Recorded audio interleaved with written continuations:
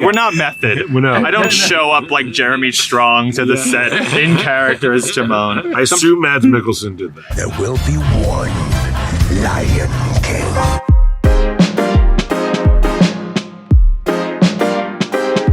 I have a theory that the whole reason they did this like Princess Bride-esque bedtime story concept was just as an excuse to put you two in the movie.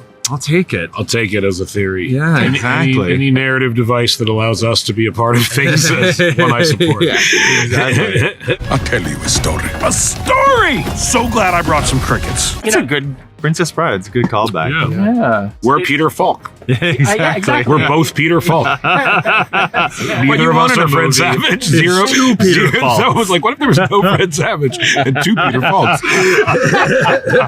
What kids these days want. It's more Columbo. Well, I guess the Simba kid would be Fred Savage. In his, Yeah, you're right. Blue Ivy's Fred Yeah. Savage. Oh, Blue- And we got two Peter Falks.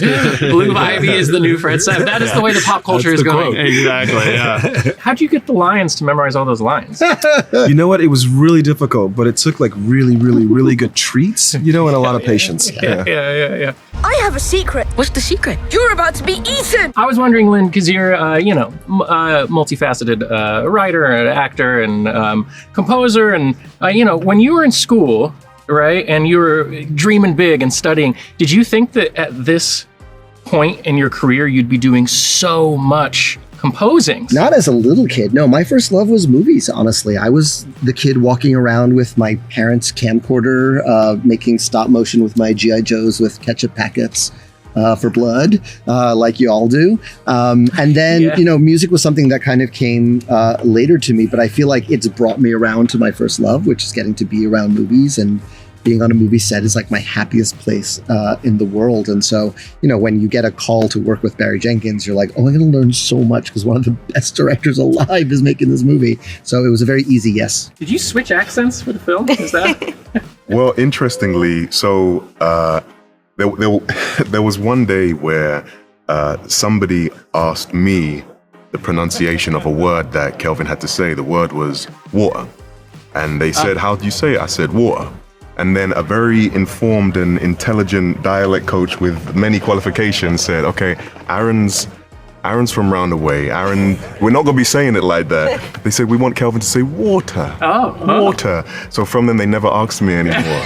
I think that version of Scar they weren't quite ready for. So they gave him the It was a direction we could have been going in.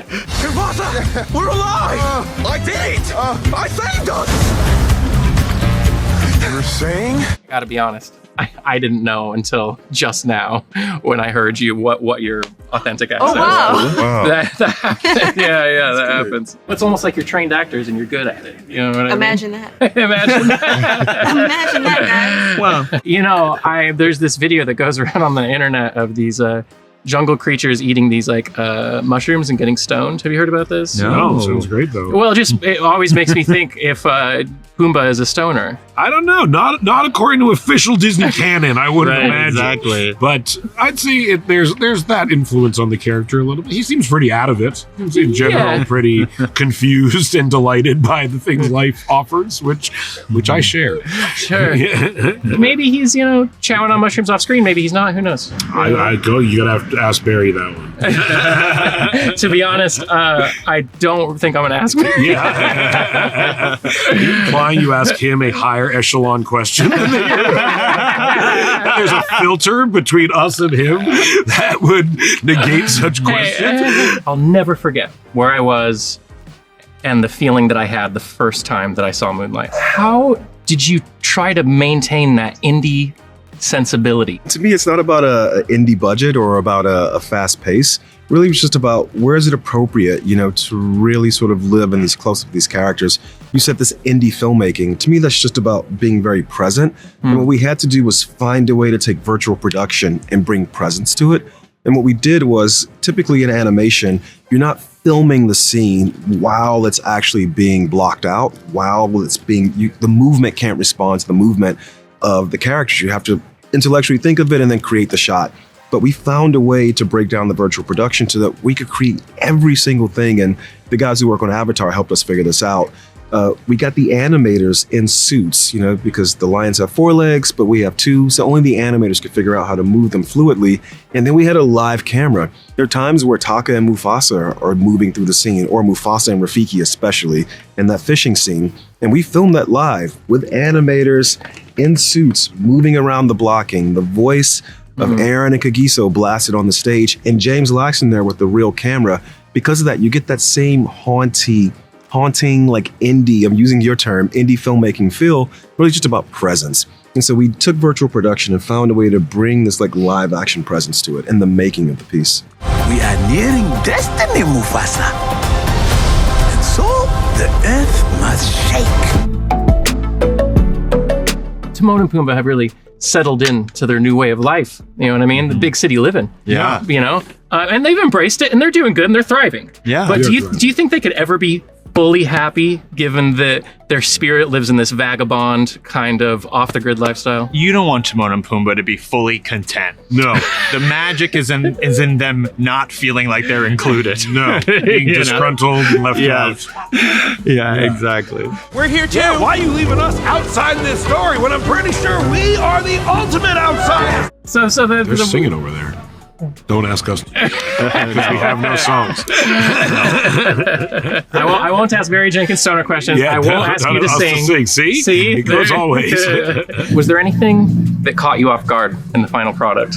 Actually, we had a lot of notes when we finished watching it. We didn't have notes, but Actually, we wanted to talk about a few things.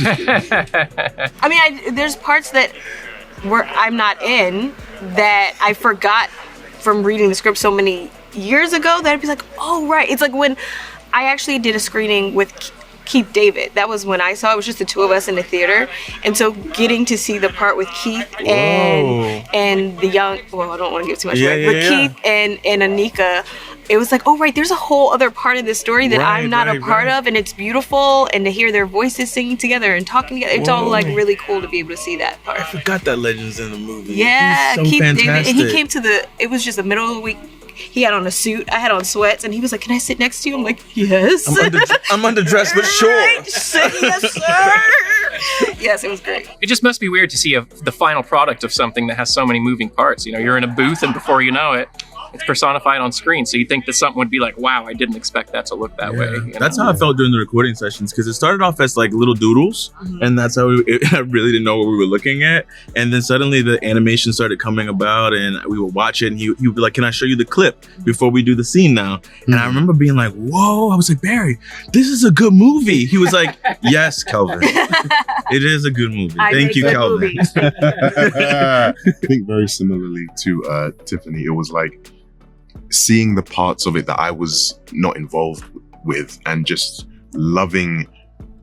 continuing to love the depth and the passion and the love that everyone poured into this. We really did, each of us and the crew poured ourselves into this over 3 years. For Barry, actually, I think it was like maybe 4 or 5. Yeah. So now we're just really excited to just set it free and give it to the world, and hopefully it resonates. Were there any other starstruck moments? Like, did you get to spend any time with Donald or Beyonce? Or I met Beyonce at a party once. What? I saw her at her Oscar party. Oh, you're fancy. You fancy. Sorry. And I walked up to her and I said hi, and I wanted to be like, I'm in a movie with you. And I didn't do that. I kept my cool, because I'm cool.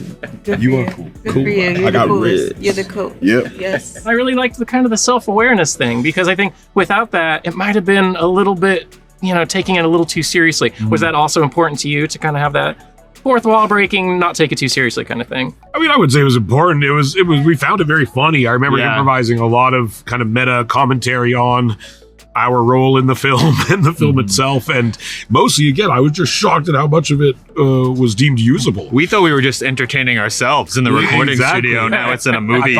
I thought I would have 3 sentences in this movie. Yeah. I prepared a story. We did it. We did it. Right. We did it. I did it. I love that the in memoriam segment was at the beginning and prevalent. Yeah. That's unusual. Can you talk about that decision? It was so important. It was so important. Obviously, it's a very recent decision, but it had to happen, and the studio backed me on it. They were totally in step with me that we had to do it. It was the only way, the most appropriate way to honor that man.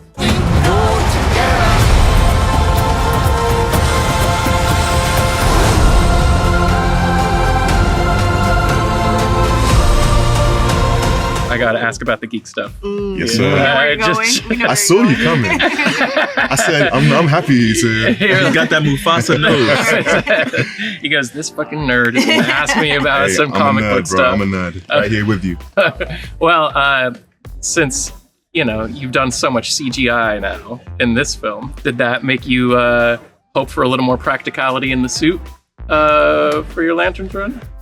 Honestly, brother, I can't say too much, but that was very smooth.